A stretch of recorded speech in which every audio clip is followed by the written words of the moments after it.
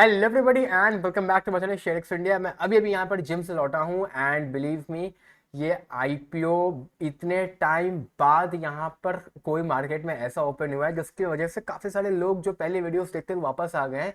अच्छा लग रहा है देख के, जैसे पहले यहाँ पर चैनल चलता था वैसे कुछ कुछ यहाँ पर अब 2 दिन से चल रहा है, तो मज़ा आ रही है। पहली बात तो सबको और थैंक यू अ लॉट जिन कुछ लोगों ने मेरी ये वाली वीडियो चेकआउट करी एंड इस पर अपना सपोर्ट दिखाया, तो उसके लिए सबको थैंक यू। ये वीडियो में जो भी मैंने आप लोग से डिस्कस किया इसका मैं पार्ट 2 भी लेके आऊंगा, और जो भी प्रोसीजर यहाँ पर जैसे जैसे आगे बढ़ेगा वो मैं आप लोग को इसी वीडियो इस पार्ट 1 पार्ट 2 में अपडेट करता रहूंगा, ठीक है। बाकी आज की इस वीडियो में बात करने वाले हैं हम लोग यहाँ पर एथर के आईपीओ के बारे में। एक सवाल मुझसे लोग यहाँ पर कॉन्स्टेंटली पूछ रहे हैं कमेंट सेक्शन वगैरह में कि शेयर होल्डर कोटा में कैसे अप्लाई करें। सर, कोई शेयर होल्डर कोटा नहीं है, मैंने ये बात बार बार बोली, उसके बावजूद भी यहाँ पर लोग मुझसे पूछ रहे थे कि शेयर होल्डर कोटा में कैसे अप्लाई करें। आए मतलब इसमें कोई शेयर होल्डर कोटा नहीं है, शेयर होल्डर कोटा नहीं है, एक एम्प्लॉय कोटा है। और अगर आप कंपनी में एम्प्लॉय नहीं है तो मत अप्लाई करना, क्योंकि अगर आप लोग कंपनी में एम्प्लॉय होगे तो कंपनी के पास आपका पैन कार्ड होगा और उस पैन कार्ड को वो चेक करके आपको अलॉटमेंट देंगे। तो कोई भी यहाँ पर होशियारी मत दिखाना कि अप्लाई कर देते हैं, इतने सारे एम्प्लॉयज हैं, उनको कैसे सब पता चलेगा कि कौन कौन एम्प्लॉय है, कौन कौन एम्प्लॉय नहीं है। They have your PAN card, they will cross check it, okay.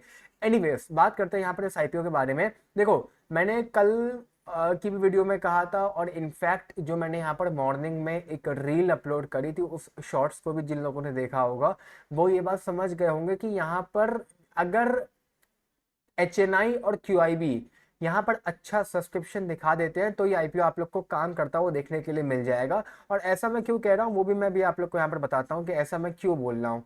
देखो, अगर आप लोग यहाँ पर इतिहास में पहले जाके कोई आईपीओ देखोगे, एग्जाम्पल के तौर पे मैं आप लोग को यहाँ पर ओला का ही दिखा रहा हूँ। ओला का क्यों दिखा रहा हूँ वो भी मैं बताता हूँ। देखो, मैंने पहले भी कहा था एथर कंपनी कोई बहुत अच्छी नहीं है। जिस मार्केट कैप पे अपना आईपीओ लेके आ रहे हैं वो लगभग 12,000 या 13,000 करोड़ के आसपास का था। और अकॉर्डिंग टू द ओला का जो शेयर यहाँ पर अभी लिस्टेड है, उसके हिसाब से एथर की जो वैल्यूएशन है वो यहाँ पर ठीक है। और ये मैं किस बेसिस पे कह रहा हूँ, देखो बहुत सिंपल है, कोई ज्यादा यहाँ पे गणित नहीं है। ओला का जो करंटली शेयर है लगभग यहाँ पर 50 रुपए के आसपास ट्रेड कर रहा है, और इसका जो मार्केट कैप है वो लगभग यहाँ पर 22,000 करोड़ के आसपास का है। और जो मार्केट शेयर यहाँ पर ओला लेके बैठा है, अब मैं मार्केट कैप की नहीं मार्केट शेयर की बात कर रहा हूँ कि कितनी स्कूटी यहाँ पर ओला की बिकती है वर्सेस कितनी स्कूटी यहाँ पर एथर की बिकती है। उस हिसाब से ओला तो लिस्टेड है यहाँ पर, तो इसको तो हम लोग को मानना पड़ेगा ही पड़ेगा। उस हिसाब से जो वैल्यूएशन यहाँ पर एथर की निकल के आती है वो 12,000 13,000 करोड़ की ही आसपास की ही निकल के आती है। बहुत ज्यादा किस्मत अच्छी रही तो 15,000 करोड़ की, 15,000 करोड़ से ऊपर की वैल्यूएशन यहाँ पर एथर डिजर्व नहीं करता है। ऑल दो जो गलती मैंने ओला में करी थी मैं बार बार रिपीट कर रहा हूं वो मैं यहाँ पर नहीं करूंगा। अगर यहाँ पर एचएनआई या क्यूआईबी दोनों में कोई भी यहाँ पर अच्छा सब्सक्रिप्शन दिखा देता है, अब अच्छे का क्या मतलब है वो भी मैं आप लोग को बता देता हूं। देखो, as of today retail category लगभग 69% भर चुकी है। मतलब कि मोटा मोटी ये कह सकते हो कि 31% यहाँ पर अभी भी रिटेल कैटेगरी खाली है। मतलब आप लोग यहाँ 1 लॉट अप्लाई करो, 2 लॉट अप्लाई करो, 3 लॉट अप्लाई करो, अभी के हिसाब से तो मिल जाएगी। लेकिन ये ऑब्वियसली बात है, रिटेल कैटेगरी आज नहीं तो कल तक ओवर सब्सक्राइब हो जानी है। तो अगर आप लोगों ने रिटेल में 2 या 3 लॉट अप्लाई करी है तो उसको कैंसिल कर दो। एक से ज्यादा तो यहाँ पर नहीं मिलेगी, जनरली बता रहा हूँ, क्योंकि अगर आईपीओ ओवर सब्सक्राइब तो हो ही जाएगा, कल तक हो जाएगा, तो कल के बाद का सिनेरियो बता रहा हूँ, ठीक है। अब क्वेश्चन आता है यहाँ पर फिर अच्छा सब्सक्रिप्शन क्या होता है। देखो, क्यूआईबी यहाँ पर अभी 0 गुना के आसपास है। इसको मैं आप लोग को ओला से दिखाता हूँ। एक बार याद रखना मन में कि ओला का जो आईपीओ था वो था लगभग यहाँ पर 6,000 करोड़ रुपए का, और एथर का जो आईपीओ है वो है लगभग 3,000 करोड़ का। तो एथर का साइज में आधा है, ये एक एडवांटेज है एथर के लिए, ये एथर के लिए एडवांटेज है, ठीक है। अब क्यूआईबी यहां देखोगे तो लगभग 5 गुना सब्सक्राइब हुआ था। और क्यूआईबी दोनों आईपीओस में जो क्यूआईबी का जो पोर्शन था वो भी सेम था, दोनों आईपीओ में जो पोर्शन है यहाँ पर वो भी सेम है।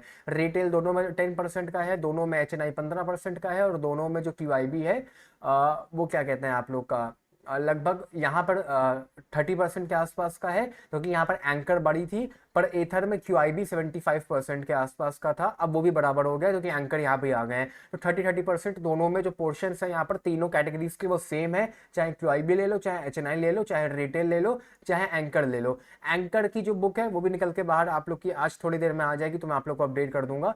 बट अगर यहाँ पर क्यूआईबी जो आप लोगों ने भी ओला में देखा कि 5 गुना सब्सक्रिप्शन दिखाया था क्यूआईबी ने, अगर क्यूआईबी यहाँ पर कुछ वैसा सब्सक्रिप्शन दिखा देते हैं ईथर में, तो लिफ्टिंग के बाद ईथर आप लोग को चलता हुआ देखने के लिए मिल सकता है, मतलब लिफ्टिंग फिर अच्छी हो जाएगी। या अगर मैं यहाँ पर एच की भी बात करूँ तो टोटल एच ने भी लगभग 2.5 गुना के आसपास यहाँ पर बिडिंग करी थी। वहीं पर एज ऑफ टुडे ईथर में खाली 17% एच ने बिडिंग करी है। मतलब कि अगर एच कैटेगरी की भी बात करोगे तो एच कैटेगरी भी इस समय लगभग 83% यहाँ पर खाली है।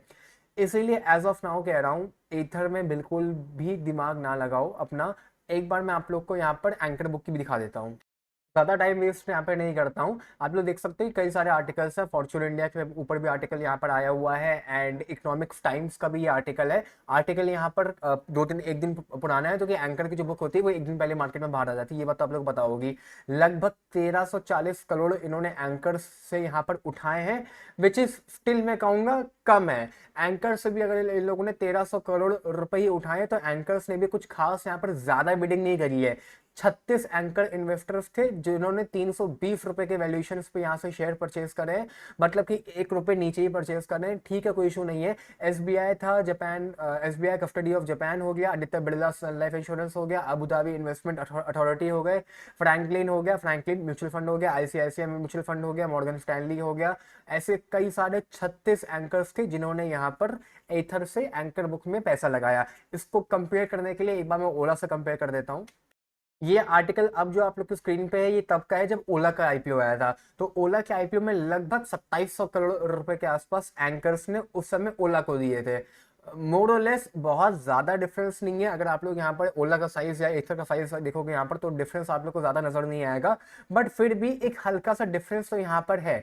ज्यादा लोग इस समय यहाँ पर रिस्क नहीं ले रहे हैं, चाहे वो रिटेलर हो, चाहे वो क्यूआईबी हो, चाहे वो आप लोग का एंकर बुक्स की मैं अगर बात करूं। एनीवेज ओला से तो आई थिंक मैंने आपको काफी यहाँ पर कंपेयर कर दिया, तो वापस यहाँ पर सिचुएशन पे आ जाते हैं इथर की हम लोग यहाँ पर।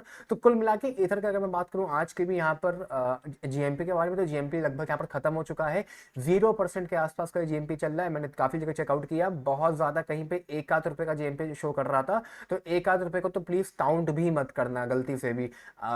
ठीक है, तो आई डोंट थिंक यहाँ पर इस आईपीओ का जीएमपी यहाँ पर चल रहा है। कुल मिला के अब अगर यहाँ पर क्यूआईबी या एचएनआई बहुत मेजर सब्सक्रिप्शन दिखा देते हैं, और मेरा मेजर का मतलब है कम से कम 2 गुना 3 गुना से नहीं है, 4 5 6 गुना की मैं बात कर रहा हूँ यहाँ पर, तभी यहाँ पर इस आईपीओ की लिस्टिंग आप लोग को अच्छी नजर होती हुई आ जाएगी। वरना as of now I don't think कि आप लोग को अप्लाई करना चाहिए। कम से कम डे 3 यानी कि परसों का वेट करो। आज का दिन तो यहाँ पर कंप्लीट हो चुका है, कल और परसों 2 दिन अभी भी आप लोग के सामने यहाँ पर आईपीओ ओपन है। अलॉटमेंट आएगी फिर यहाँ पर 1 दिन का गैप लेकर 2 मई को, जो कि आप लोग यहाँ पर लिंक पे चेकआउट कर पाएंगे। यहाँ पे बात आप लोग को पता ही होगी।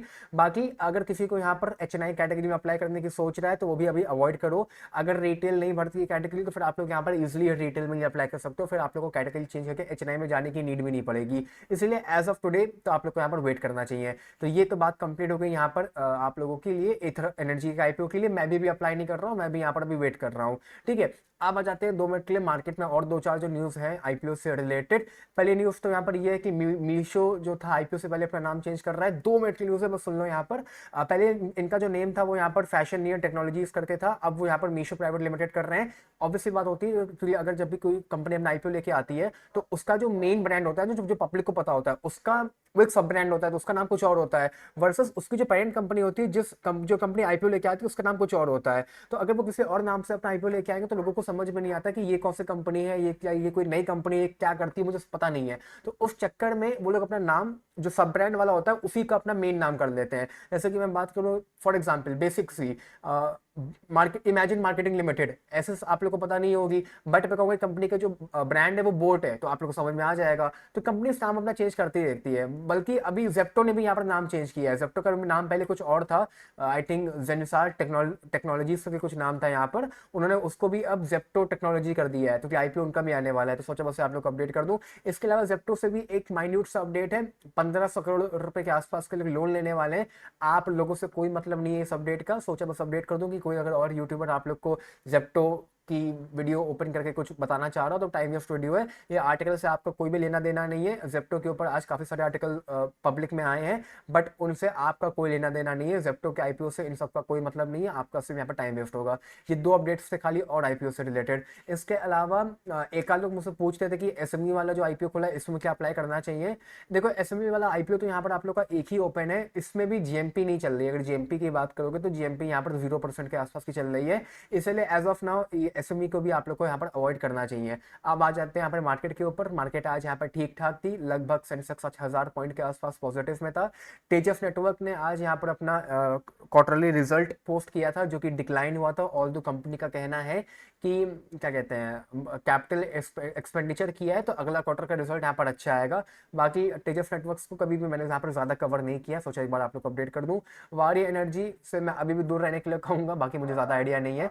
गार्डन शिप रिसर्च बिल्डर आज काफ़ी यहाँ पर लगभग 8% के आसपास पॉजिटिव में था। एज सच कोई भी मेजर न्यूज़ तो आप लोग को देखने के लिए नहीं मिलेगी, बस ये था कि इन लोग के जो ऑर्डर्स वगैरह है वो बढ़ते जा रहे हैं।